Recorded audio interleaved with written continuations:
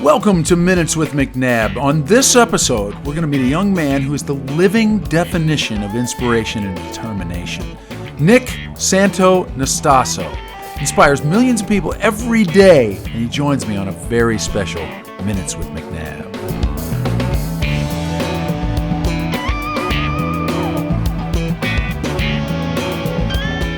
Minutes with McNabb.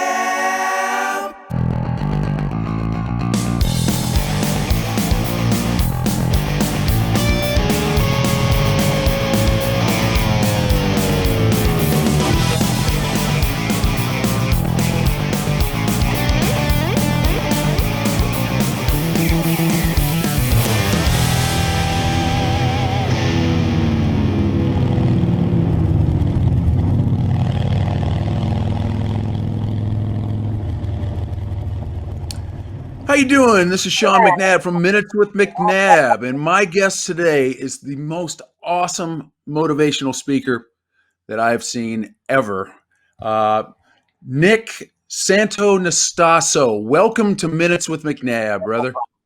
My man, thanks for having me. Grateful for the opportunity. Man, it's so good to see you here today. Nick, I've been watching a bunch of your videos and just getting so inspired, and couple things just when I think of you after watching what you do in your craft, a couple things come to heart, and it's just you got so much heart, man, and just inspiration. Thank you for that.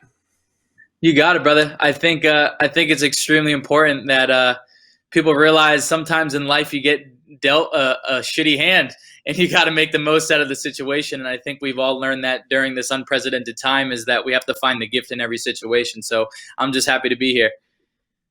And you are a gift and an inspiration to so many.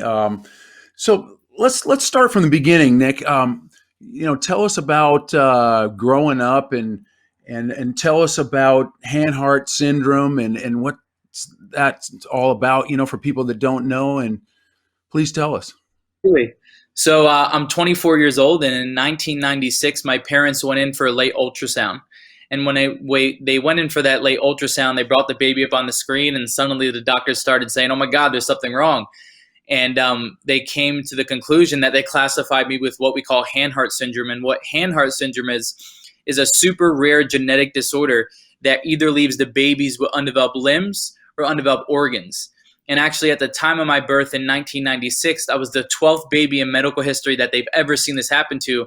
And out of the 12, 8 of those babies have passed away due to undeveloped organs. And so the babies are born and they can't breathe on their own, they can't eat on their own, and they later on pass away. And so, talking about focusing on the good, my parents had a choice. They can focus on a 70% chance of me passing away, which will bring them anxiety, stress, anger, pissed off, all the emotions that we don't want to feel, or we can focus on that 30% chance of me surviving. And, I always let people know, for the audience as well, is what you focus on, you will get more of, and what you focus on will expand. And that's why a lot of people are always miserable or pissed off, because they're always focused on the wrong things. And so, I was born in this unicorn body, no legs and one arm, and gratefully all my organs were 100% healthy. And that is where little Nick started out. Nick, that is inspirational, man. And is that true? I read a little bit about this, that only 1 in 4 people survive this condition. Yeah. So I was, at that time, like I said, I was one of the 4. And now what's pretty cool, in a sense, is that there have been 2 or 3 other people with Hanhart Syndrome that have found me because of my social media platforms, that have reached out, and I'm able to give them guidance. But I think most importantly, as someone with no legs and one arm, or any limb difference, they can now look to someone and say, well, that guy's kind of like me. I can kind of model what he's doing. Because when I was younger, there weren't many people that looked like me. Yeah. Nick, I've seen like so many videos of you when you were a kid, just doing regular kid stuff, and tell us a little bit about that, and also, well, tell us about that first, just. So my parents, I have three other siblings, and I was the last kid. And I guess they say as parents, you always figure out some new parenting techniques after a couple kids, so you get to split test your parent methods. And Right. my biggest advantage my parents gave me, my friends, was they treated me normal. I got beat up by my siblings. My parents didn't put step stools and little loops on things because my dad said if I make your home environment easy, you're going to get smacked in the face by reality at an early age. And so one of the things that I developed at an early age, what I think is extremely important, is I developed a great relationship with failure rather than a negative one. At an early age, I realized that failure was inevitable, and I'm going to need to fail in order to learn and and improve. And so, for example, you've probably seen pictures of me skateboarding or playing football Yep. or trying to hit Yep. a bat and a wiffle ball, and it's just because my parents like, yeah, just try whatever and fall on your face and figure it out. And that was, like I said, that was my biggest gift because my parents didn't coddle me. And a lot of the times, able-bodied kids are handicapped by the way that they're coddled. And so I'm grateful that my parents didn't coddle me and let me get beat up, because it sculpted me into the man I am today. And what a man you are, dude. You are just so inspiring. I've been inspired all weekend just, watching your stuff. And, I know you're all about positivity, and so am I. But I got asked this question, before we get to all that. It wasn't always easy. I read in your teens that, you had some actual suicide thoughts and things like that. Can you tell us a little bit about that and how you overcame Yeah. that? Yeah, absolutely. So I think we can all agree that middle school and high school are probably the most judgmental times of our lives, with limbs or Word. without limbs. It's just a rough time. And so one of the things that I was looking for, the secret sauce, was confidence. And as a kid, I was like, well, I guess you're born with confidence. I don't have it. I don't have legs. I don't have confidence. Where does this thing come from? And what I've realized is that confidence is actually a skill. It's something that we cultivate. And how we cultivate confidence is we have to continuously follow through on the promise that we keep within ourselves. And so, for example, say you and you said, hey, meet me at Chipotle. We're going to have a burrito date at 6 p.m. and you show up and I don't. How many times of me not showing up are you going to realize that I'm unreliable? Probably once, twice, three times maybe.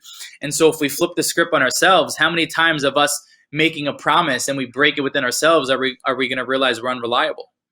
And so what that means is when we make a promise and we don't follow through in it, we actually diminish the relationship we have within ourselves. We diminish our self-integrity, our confidence. And so as a kid, I was just looking for confidence and I wanted the girls to like me. And I don't think they liked the whole no legs and one arm thing, or maybe some of them did and some of them didn't. But there were specific moments where girls made fun of me. And that would, because of that event, that would cultivate beliefs about women or girls at the time, right? And the beliefs were girls don't like guys with no legs and one arm, and I'll never have a girlfriend, and I'll never go to prom, and I'll never go to a dance. Mm-hmm. And it wasn't until I realized the power of reframing. And what reframing is like, I could have a tragic event happen in my life, and you could have the same thing happen to you. You could see all the bad. I could see all the good. It's what we tend to focus on. And so I struggled with, I guess, females in that section of my life for a long time, and that's what stemmed to suicidal thoughts. Didn't think I was worthy. But a few years ago, I reframed it, and this is how I did it. I realized that if a girl doesn't want to love on me, if a girl doesn't want to have a relationship with me, if a guy doesn't want to be my friend because my no legs and one arm, well, wait, maybe this disability, or whatever you want to call it, is actually working as an authentic human filter, and it's filtering out the type of women and the type of men that I don't want in my life anyway. From then, my life changed because I changed my story around what I made myself, and my biggest curse became my biggest gift because I was able to change my story. Man, that's awesome. And I've seen a picture of you and your girlfriend, and we'll get to that later. And wow, man, she's amazing. Nice. Well done, man. Nice one. All right. So my next thing is you kind of made your name on YouTube and Vine and Prankster and stuff like that. And, tell me about how that all started. And it's awesome, by the way. Yeah. So at first, one of the things that I did to instill confidence was I became a wrestler. My older brother was a wrestler, and I wanted to be a wrestler. I thought it was the most badass thing in the world. And so my junior year, I became a wrestler. And then my senior year, I was a varsity wrestler. And at that moment, there was a specific moment where I came off the mat and I got my butt kicked. I wasn't the best wrestler. And this mom came up to me crying. And I'm like, oh my God, what did I do wrong? And she's like, you did nothing wrong. I want to thank you. And I'm like, what, for your entertainment? I just got my ass kicked. Like, what are we talking about? And she said, you see that little girl over there? That's my daughter. And that little girl never wanted to do a sport. She never wanted to do an extracurricular activity. But seeing you out there on the mat, you opened up her mind and she wants to try new sports. I want to thank you. That's and cool. In that moment, I'm like, oh my God, I wasn't even trying to help people. Imagine how many people I could help if I focused my energy on helping them. And I also realized, as humans, our suffering stops once we serve something greater than ourselves. A lot of the times, if we're in a suffering state, we're most likely just focused on our own needs, and we're not trying to help anyone else. But we all know, you and I both know, that when we do an act of kindness for someone else, we feel really damn good about it. I don't know about you, but I feel really great about it. Absolutely. And so in that moment, I was like, wow, I want to help more people. And I like the feeling I get when I help people. And so I at that time, I was a senior in high school in 2014, and the app Vine came out. And for those that don't know what Vine is, Vine was an app that was released where you can post 6-second videos. And so you had to be as creative as you can in 6 seconds. And I knew what it felt like to be unconfident. I knew what it felt like to be suicidal, depressed, and I wanted to create a way where I can make people laugh but inspire them at the same time. And so I'm with my buddies and I'm thinking of an idea, and I was like, oh my God, I got one. And they're like, what is it? And I said, well, how many legless guys do you see crawling around Walmart pretending to be a zombie? And they said, no one. And I said, oh my God, it's a great idea. Let's do it. And so I put fake blood on my face and I put fake blood on my clothes, and I set out to my local Walmart in Lacey, New Jersey, which Nick's not allowed in that Walmart anymore. And I pulled off my first prank where I crawled up to someone and I went, rah! And I scared them as a legless zombie, and it went viral. And that was the start of me blowing up on the internet and using my body and my platform for good. Man, and that's led to this amazing career that you got going on. What a great start and creative outlet, for you, your way in, and how cool is that? Let's see. I want to talk to you a little bit because I know we share this, the working out thing and the bodybuilding, and I know that you do that, and that leads to my next question, which is, when you worked out with Rock and everything, and you become buds with him and everything. But tell me about bodybuilding and working out and what that means to you. And yeah, great question. So after high school, wrestling really made me realize how much I love pushing myself physically and mentally. And I always envied guys in shape. I never thought I could have the six-pack or be in shape. And also at that age, I was like, well, girls will like me if I have a six-pack. I mean, it's got to work. That's my thought process. But I started bodybuilding, and it's funny because when I started bodybuilding, people were like, oh, like, you can't be a bodybuilder. You have no legs. And I'm like, most bodybuilders skip leg day anyway. I'll fit right in. So I started bodybuilding, and I fell in love with the sport, but I also made a pretty big name for myself. But it's much more than the name and the physique. It's more of the self-worth that it gave me. What better investment that you can invest in is the investment within yourself and your body. I mean, that's all we have. And sometimes we don't even get all of our parts, so we got to take good care of our body, right? And so bodybuilding and health is extremely important to me, because for those that are listening, I want you to write this down. You'll never make more than you think you're worth. And that's in all areas of your life. That's in finance, that's in relationships, that's in your body and your mind. You'll never have a relationship if you don't think you're worth it. You'll never have great friends if you don't think you're worth it. You'll never have a fit body if you don't think you're worth it. So look, it all comes down to self-worth and how you view yourself. And so I took my body, that was my biggest curse, and bodybuilding was a way for me to fall in love with it because I couldn't get rid of it. And through that journey, I fell in love with my body.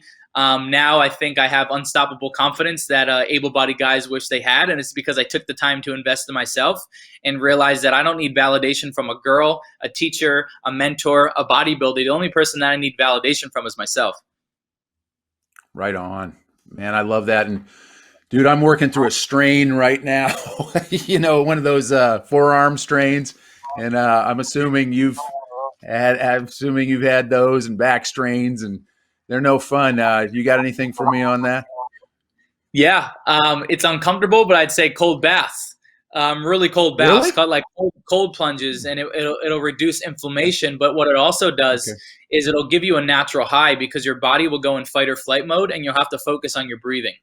And so you'll take really deep breaths in through your nose and out through your mouth. And at first, you won't. It'll be more like you're trying to gasp for air. Yeah. And so once you get your breathing in motion, you'll get this natural high. Yeah. But cold baths is really great for inflammation and recovery. I love that breathing thing too, because, there'll be times where I might be auditioning for something or this or that. And I'm like, man, I got a little nervousness going on there. And I'll do that 10 in and 10 out. And it just kind of brings me right down to the work that I'm doing and the choices that I've made and things like that. And that is so important, breathing. And I think a lot of people take that for granted. So I Yeah, love yeah. that advice. A lot of the times, if you're feeling anxiety and stress, it probably because you're not breathing, you're holding your breath, and so take some deep Yeah. breaths, and you'll send yourself back down. Seems so simple, but it really does work. Okay, back to the bodybuilding. So that led to a relationship with The Rock, who's like, I think he's the highest paid actor in Hollywood, and seems just like the coolest guy. Tell me about that. Yeah, so I met The Rock. The way I met The Rock was before I met him in person. I had sent him so many bodybuilding videos trying to get on his radar, and he had seen it and he replied, and so I knew he knew what I looked like or who I was. And so in 2017, I competed in my first bodybuilding show, and 2 weeks before my show, I went out to Las Vegas for Mr. Olympia, which is one of the biggest bodybuilding conventions. And I'm a big believer in moments of being guided. And moments of being guided means sometimes you were in the right place at the right time, or a business opportunity fell into your lap at the right time, or a relationship fell into your lap at the right time. And so I went to the expo Friday and Saturday, and Sunday I decided to chill at the hotel. And then I needed to get my lift on because I was on prep. And so I go to this gym in Las Vegas. Unfortunately, I think it's shut down because of the times, but it's called City Athletic Club. And the reason why it's so famous is because the mirrors and the lighting make you look better than what you look like. It's really amazing. That's why we all go there. And so Right. I go into this gym, and everybody's like, the gym's packed. And my buddy comes running up to me. He goes, dude, The Rock is upstairs lifting. And I'm like, oh my God, that's amazing. Can I still work out? I need to get my lift on. And so, I climb up these stairs, and long and behold, there's Dwayne, and he's surrounded by 4 guys in suits, and he's working out. I'm like, holy shit, it's really The Rock. And I told my friends, I said, guys, don't bother him. I stick out like a sore thumb. He knows who I is. He knows who I am. If The Rock is who he says he is, he'll come up to me. Let's just test his character a little bit. And so about 45 minutes goes by, and his security guard comes up to me. He goes, you're Nick, right? I was like, not many people look like me, brother, messing with him. And I was like, yeah, I'm Nick. And he's like, Dwayne wants to meet you. I'm like, all right, let's do it. And so they escort me over to the corner, and they bring Dwayne over, and he tries his best to get on my level, and he squats down, and he goes, dude, I'm such a big fan. I love what you do. Can I have a picture with you? And inside, I'm like, oh my God, it's Dwayne Johnson. Like a little girl, you would all be doing the same thing too. Of course. But on the outside, I'm like, sure, bro. I could drop my set and take a picture. And so we take this picture, and I looked at him and I said, dude, I'm gonna do what you did. And he said, what do you mean? And I said, well, I'm gonna take over the world. I'm gonna be the first Calvin Klein with no legs. I'm gonna write a book. I'm gonna speak all over the world, and you're gonna see it happen. And he goes, you're right. He goes, because people like you and I, they put us in any industry, and we adapt and overcome. And that day, I told him about my show, and that it was 2 weeks. I was competing in 2 weeks. And fast forward 2 weeks, he posted me on his Instagram the day of my competition, and he thanked me for sharpening his perspective on life a little bit more. Wow. That's amazing, man. That's a testament to the man that Dwayne is. That's really cool. And the man that you are, Nick. That's amazing. All right, this next thing I want to ask you, and I think it's human nature. We tend to always go to the negative, and I love this what you said, and it's just inspired me. The greatest thing I think I've heard you say is when you're giving a motivational speech it's not the physical body that holds us back, it's the mindset, and that just totally resonated with me, and I'd love to have you elaborate on that because you've inspired me, brother. Yeah, I appreciate it. So What I've realized, like you said, what I've realized over the 24 years of my life, that it's not the physical core that holds us back. Most people, the biggest men and women, are crippled by their mindset, their limited mindset. And so, really, people will see me on the street and they'll be like, "Wow, like look how disabled that guy." But really, they don't know that I have an unstoppable mindset, and I probably achieved more than they did because of my mindset. And so, the reason why that's so important is because we can all agree that there's two worlds. We have an internal world and we have an external world. And what we learned over this past year is we can't control the external world. There's some shit happens. We can't control the news. We can't control COVID. We can't control the external world. But the only thing that we can control and we have harness over is our internal world. And so when we begin to look within and do work on ourselves and do work on our mind and read books and listen to podcasts and study the way that successful people think, the external world tends to change because we've mastered here. And so there's a few questions. I'll just drop a few questions for the audience because the importance of focus is important. One question is, in your life, do you tend to focus on the things that you can control, the things that you can't control? Most people, they tend to focus on the things that they can't control. They get overwhelmed, and it's pointless to focus on things you can't control because it's out of your control. The second question is, in your life, do you tend to focus on your past, your present, or future? Most people are always focused on their past, and it brings them shitty emotions. And so for those that are listening right now, I want to let you know, from a brother to a brother and a brother to a sister, that your past doesn't define you, but the very actions you take in this moment do. And then the third thing is, in your life, do you tend to focus on what you have or what you don't have the majority of the time? And when you ask, because I've asked thousands of people all over the world, I see patterns. And what people say is they usually focus on the things that they don't have. And that's a big problem because, especially with social media, there's always going to be someone that's richer, smarter, has a better watch, better girlfriend, better car than you. And so if you constantly focus on the things that you don't have, you'll never be fulfilled and you'll never be happy. It's a bottomless trap, right? And so those three questions are really powerful for people to focus on. And like my answers, the way that I am is I focus on the things that I can control. I focus on the present and the future. And I focus on the things that I have rather than I don't have. And the easy example is, if I woke up every single day, a man with no legs, and I focus on the fact that I'll never become a professional soccer player, I'd have a very miserable life. And so I don't. I focus on my unique strengths. I focus on my unique abilities. I focus on the things that I can do. And that's why I'm happy and fulfilled, because of that focus. Amazing, bro. Amazing. And that was so well put. Thank you for that. Okay, Nick, tell us about your newest project, Victory Challenge, and fill us in on that, bro. Yeah. So my brand is Victorious, and really the motto is victim to victor. Right. So I was a victim my whole life, as in like, why me? Why is this happening to me? Why am I born like this? And then I became a victor once I mastered my mind. And so really, Victorious, or the Victory Challenge, is giving. The Victory Challenge, for example, was a free challenge. It was like 4 to 5 days where every single day I jump on Zoom live and I teach people strategies for their body, their mind, their relationships, and their wealth. And then at the end, they have the opportunity to join my inner circle, which is my year-long mastermind. And so really, it's just a way to get people in my world and influence them, because we can all agree you can only impact or inspire so much for 30 minutes or 45 minutes. But the real impact happens when they constantly follow up and they're in proximity of you and they constantly learn from you. That's when the real change happens. So just another way to get people in my world so I can help them break out of their shell and live the life that they want.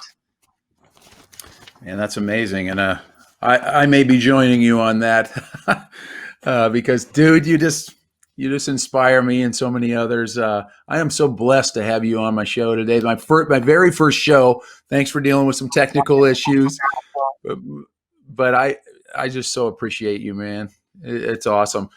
Okay, this is a thing that we're doing. It's called the Rapid Fire 5, Full Throttle, and I'm going to ask you 5 questions, and you answer them however you'd like. But who has been the most influential in your life, Nick?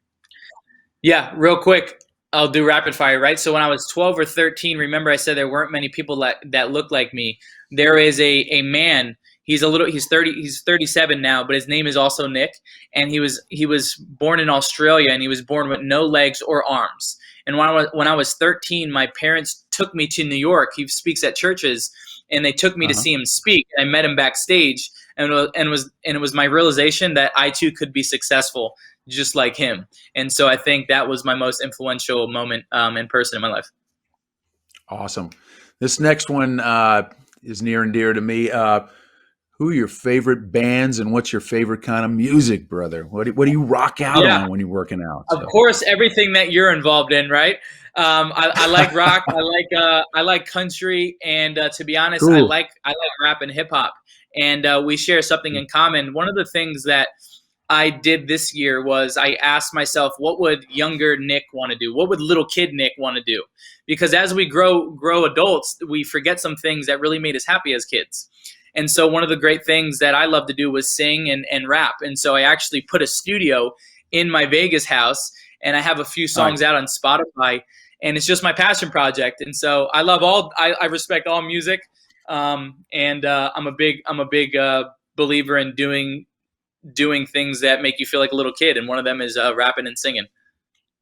Oh man, that's cool. And I will definitely check you out on that platform for sure. Let's see. If you could have a billboard, yeah, your own billboard, and who knows, you probably do. What would it say? Bro, I think I'd take the quote that you wrote down. It would be a picture of me shredded and jacked, and I'd say the physical body doesn't hold you back, but the biggest disability you can have is a bad mindset. Man, that's it, and that's totally it. If there was one word that people could associate with you, what would that be? With your one word with your name, what would that be? Authentic. I'm I authentic, love that. and I'm always willing to share my deepest and darkest stories because I know it has the ability to impact someone on the other side. So you get full transparency and authenticity from me always. That's awesome, and we share that. I've been in recovery for many years, and I've had guys call me up and just go, "Hey, dude, how did you get sober, man? How did you do that?" And especially in this crazy entertainment business, the rock and roll and the acting and stuff. And I just, was there for them and just kind of explained, how I did it. And that doesn't mean that's the way they're going to do it, but they're like, "Wow, thanks." And I've had some success, some people dig themselves out of addiction and get on with their lives and live beautiful, amazing lives. So I can totally relate to that. Let's see. Okay. Uh, Not my questions. There's one of my producer's questions, but who's the most famous person in your contacts in your phone? That's great. I got a few. I'd say I bet you do. Dan Bilzerian. I don't know if you know Dan Bilzerian. He's the guy with the guns. He's the modern day Hugh Hefner. And then I'd also say my world's a little bit different than some people's world. I'm more in the personal development. So I'd also say um, Jeff Hoffman. Jeff Hoffman is the guy who created the kiosk in the airport. He's a Okay. billionaire friend of mine. And then I'd Nice. also say Russell Brunson, which is the CEO of ClickFunnels, which is mostly all of these people online. If they have digital products, they use ClickFunnels. That's a buddy of mine as well. So Cool. Okay. So what being on tour with Tony Robbins and stuff. I mean, what's that like? What's your day to day? When you guys are on the road and stuff. Because yeah, I'm I curious. mean, before COVID, we Right. hit Obviously. Australia. Yeah, we hit Australia. We hit Singapore, and then my biggest event live with Tony was in Miami Heat Arena with 15,000 people, and I'm just extremely grateful to be 23, 24 years old and on stage with the best in the world. And so I'm going to harness that. I'm grateful for that. And then, as you know, in a couple hours, I'll be with Tony again in front of 40 to 45,000 people in his virtual studio, and we'll go ahead and rock the building. So just a lot of gratitude and of a lot of appreciation and a lot of reflecting, because as we all know, we can have live events 1 minute and the next thing they're gone, poof, they're gone, right? So we want to always reflect back on the great moments and never take them for granted. Man, that's perfect. All right, I got one more question for you, but before I do that, I just want to, what's COVID? What's Nick do? What's Nick done in COVID times this last year? Briefly, if you don't mind. Yeah. Yeah, so there's two types of people that happen during COVID. One, the one person sharpens their blade, and the other one, their blade becomes dull. And so people lose habits, they lose rituals, they fall off on their diet, their business. But I took this time to learn new skills, new ways to provide value to the marketplace, and really reevaluated my whole life and said, all right, I have time to slow down. I'm not on the road. Where do I need to patch my boat? What are the holes in my business? What are the holes in my relationship? What are the holes in my family? And so I took this time to slow down and build a better foundation so I could freaking blow up when COVID ends. Completely. And, I've kind of done the same thing in COVID. It feels like I've gotten to enjoy some things, just like my wife, for example. We've gotten to spend more time together and not be running out to some event, rubber chicken dinner, every weekend and fundraising, which is great and everything. But we've gotten to spend quality time at home, and it's been really amazing, and not be on the road. That has been a gift. Are we ready to get back to work? Yes. But okay, last question, and this comes from one of my producers, who this thing doesn't happen without my two producers. I want to thank Angelo and Joe. These guys, they just worked countless hours to make the Minutes with McNabb happen. Okay, so this question is, who is your all-time favorite teacher? Oh, easy, Mr. Guadagno. So that's Angelo, and that's one of your producers. Yeah, I have a few favorite teachers, and he's at the top. And always kept in touch. Always been a mentor and a buddy of mine. And as this happened, right, I'm always down to circle back and come full circle and serve. So that's my man right there. Yeah, mine too. I met him and his family through some gigs we were doing out on the East Coast, and we just kind of bonded, and we've been friends for many years now. And he's got just a beautiful family, and he goes, "Hey, man, I want to do this for you," and he had a dream, I guess, about this podcast, and we've made it reality, and we are just so blessed to have you as our first guest, Nick. Thank you so much for your time today, and you have a great day with Tony, and everybody. Minutes with McNabb, my first guest, my first show. He popped the cherry on Minutes with McNabb. Nick Santonastasso. Appreciate you, brother. Thanks for having me. Sending love. You rock, man. Thanks so much. You got it, brother.